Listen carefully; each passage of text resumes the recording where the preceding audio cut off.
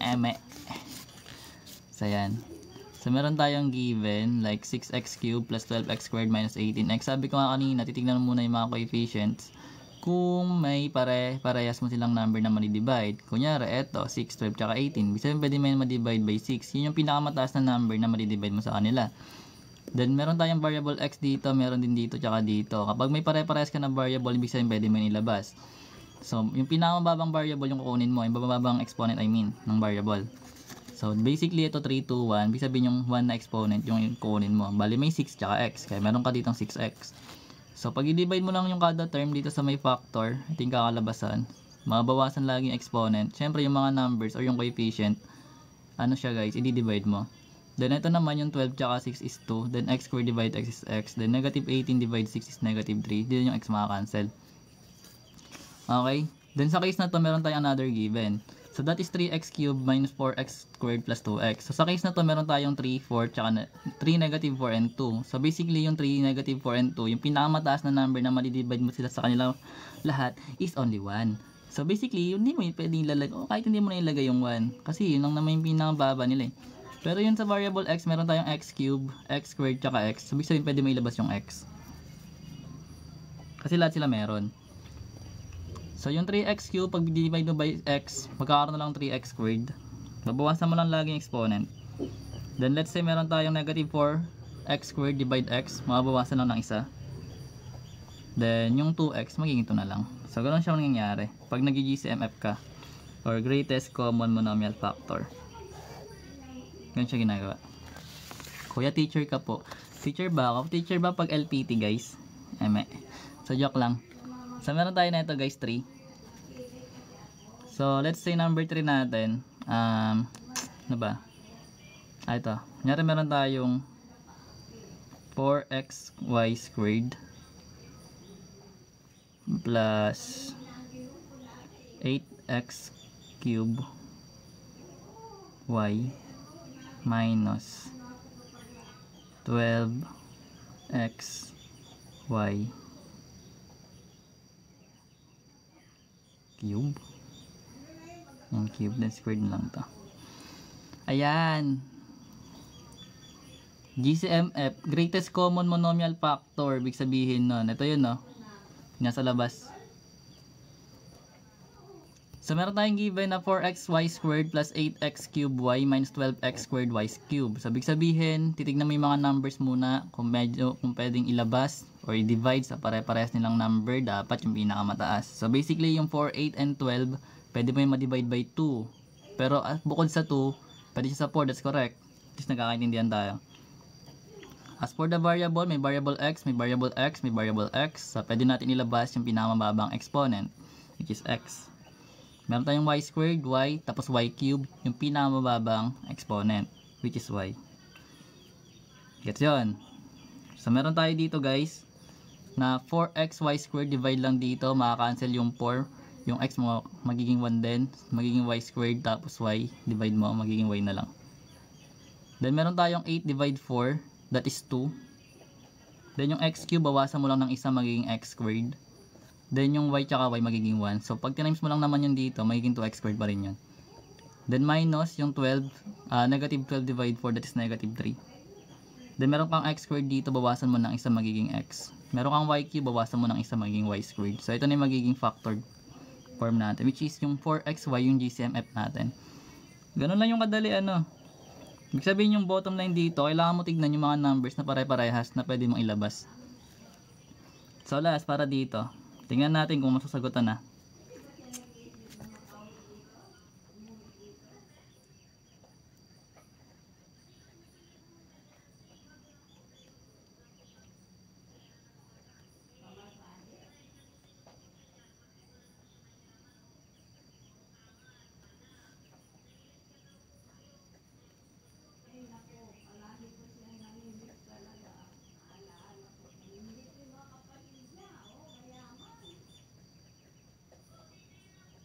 So, ano yung GCMF natin?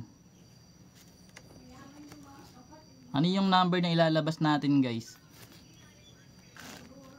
Tulad ng ganito. Anong oras start nyo? Basically, panay na ako nag-start dito guys eh. Kasi nagla-live ako sa YT. Pero kung may time kayo, may tayo guys. Punta kayo dito. Subscribe na kayo para may matutunan kayo. Char. Char lang. Samahan tayo ganyan guys. So 5xy. 5xy ba? Tingnan mo yung pinakamababang exponent ng mga variable na parehas. So meron tayong 10, 25, tsaka 15. So basically, yung number na pwede mong ma-divide sa kanilang lahat is 5. So lalabas natin yung 5. Then pagdating sa x squared, meron tayo ditong x squared, x cubed, tsaka x raised to 4. So yung pinakamababa guys is x squared. Lalabas natin yan. Meron tayong y squared, tsaka y cubed. Syempre pinakamababa yung y. Tayo nagkakaintindi yan. So basically guys, di-divide lang natin to. Dito. So 10 divide 5 is 2.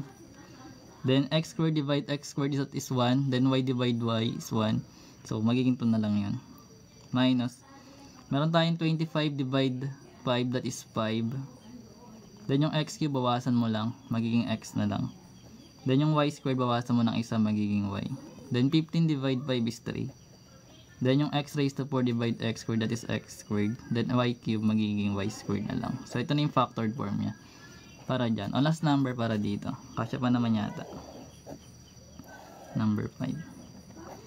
So let's say meron tayong 3x squared y minus 9x squared y squared plus 18x cube y cube. So basically guys, anong ilalabas natin? Ano yung magiging factored form nila? Yung GCMF nila? May given. Plot natin. Wait lang po. Isa lang. Wait, thank you Sir Jomer.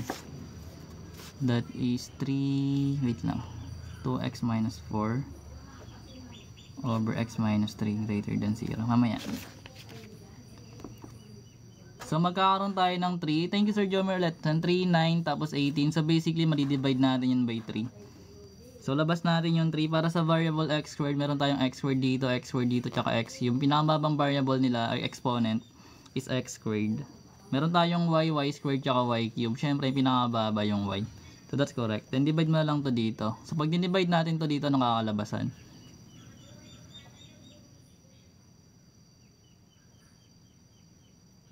Anong wala? Pag nag-divide ka ng same na number, may sagot dun 1. Kunyari 2 divide 2, that is 1. Ala! Report. Depending wala, hindi naman 0 yun eh. So 3x squared divide y, divide y. 3x squared y divide 3x squared y. Syempre 1. O, diba? Kung di ko ito lalagay, mamamali kayo dun. Kaya sabi ko parang may kulang eh. Kaya sabi ko kailangan magkaroon ng 1. So minus 9 divide 3, that is 3. Hindi siya makakancel out. 1 yun lagi. Pag parehas. Except sa 0 divide 0. So x squared divide x squared, that is 1. Then y squared divide y, magiging y na lang. At least nagkakaintindihan tayo. Then yung 18 divide 3, that is 6. Then yung x cube divide x squared, magiging x. Then yung y cube magiging y squared. So ito na siya. Parang gano'n lang siya kadali. Ito yung ginagawa pag GCMF. So basically madali lang. Basic yun. So yung bottom line, dito tayo nagkamali. So dapat clear yun na kapag nag-divide ka ng same, magiging 1. Yan yung number 3. Bakit? May problema. 4xy. Ay sorry, na mali nga. Squared dapat to. Na-typo lang. Typo. Na-typo. That's correct. Thank you. At least na-realize mo na mali. Ayun. So ganun siya ginagawa. Kaya ganun dapat guys. Ibig sabihin, hindi lang basta nanonood. Pag may nakitang mali, titignan. Kina-check. Kasi ako dati ganun eh. Maski mali na yung pag may nakita akong mali sa prop ko eh, mag-react lang ako pag tapos na. Tapos papagalitan ako. Ba't ngayon ka lang nag-record? Nagsalita. Dami ko nang sinulat eh.